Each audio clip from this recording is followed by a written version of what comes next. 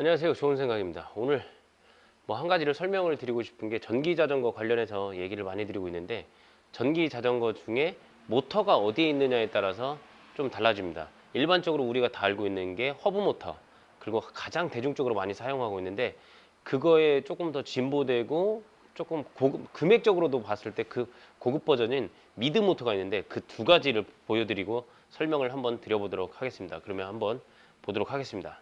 두 가지 자전거가 있는데, 하나는 허브에 모터가 달려 있고 하나는 미드 모터 크랭크 쪽에 달려 있는데, 요걸 가지고 한번 비교를 해 보도록 하겠습니다. 어떤 차이가 있는지. 허브 모터라고 하면 뭐 말 그대로 자전거 바퀴에 허브에 있는 거기에 모터가 있어서 구동을 이쪽에서 해주는 방식인데, 가장 대중적이고 가장 많이 사용하는 그런 형태라고 보시면 될 것 같아요. 가장 흔하게 볼 수 있는 형태, 그리고 우리가 보통 공용 전기 자전거에서도 많이 사용을 하고 있죠. 이쪽에서는 앞에 센서로 인해서 뒤에 모터가 도는 방식입니다. 근데 그 미드 모터 저기서 조금 더 진화되고 진보된 방법을 찾는 게 바로 이 형태인데, 고급 전기 자전거나 이런 버전에서는 다 이 미드 모터를 씁니다.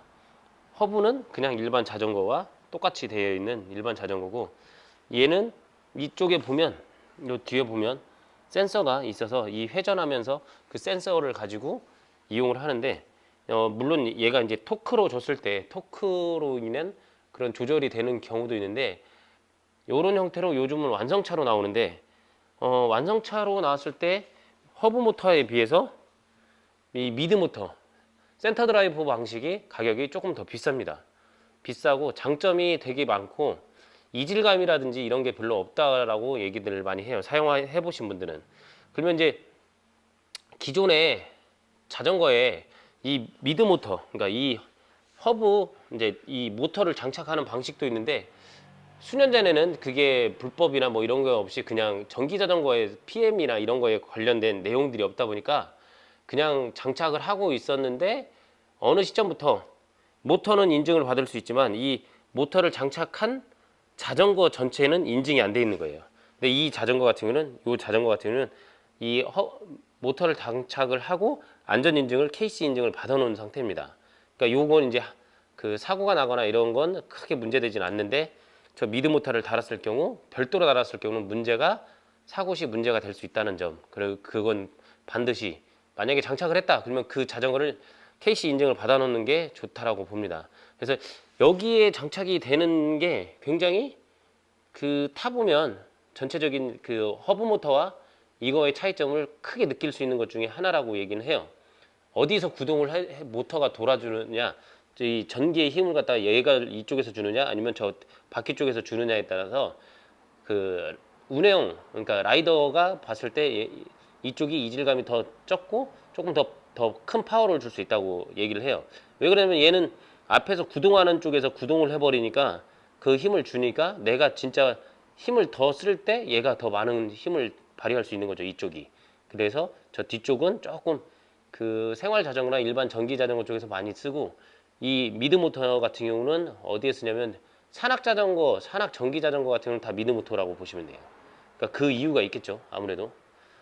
그래서 요게 지금 이제 대표적인 두 가지인데, 지금 이제 이 KJ 모터스 유로바이크에도 나가고 유럽으로 수출하는 KC 인증을 받고 C 인증도 받은 브랜드고, 이 브랜드에서 대표적인 뭐 여기도 마찬가지 허브 모터가 있지만 이 회사에서도 미드 모터가 나올 예정이에요. 그리고 제품이 나올 거라고 얘기를 하는데, 다른 브랜드에서는 벌써 이렇게 나오고 있습니다.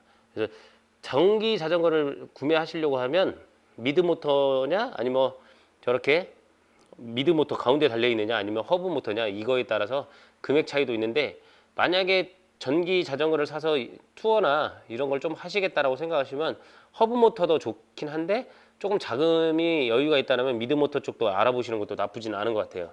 아쉽게도 뭐 이 미드 모터는 이제 아직은 제품이 시승할 수 있는 제품은 없지만 곧 시승할 제품은 들어올 거라고 얘기가 들어오고 있어서, 요거는 이제 뭐 AS 들어온 거나 이제 정비 때문에 들어왔기 때문에 때마침 있어서 설명을 드려보는 거예요. 그래서 미드 모터와 허브 모터의 차이점은 반드시 존재를 하고요.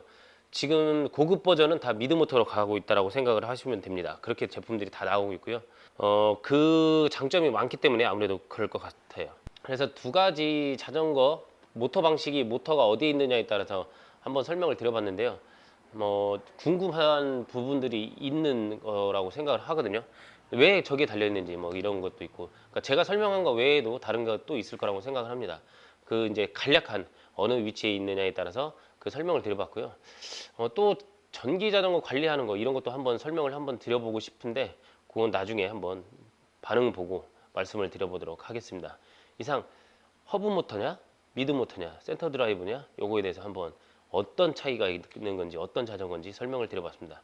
이상 좋은 생각 황병준이었습니다. 감사합니다.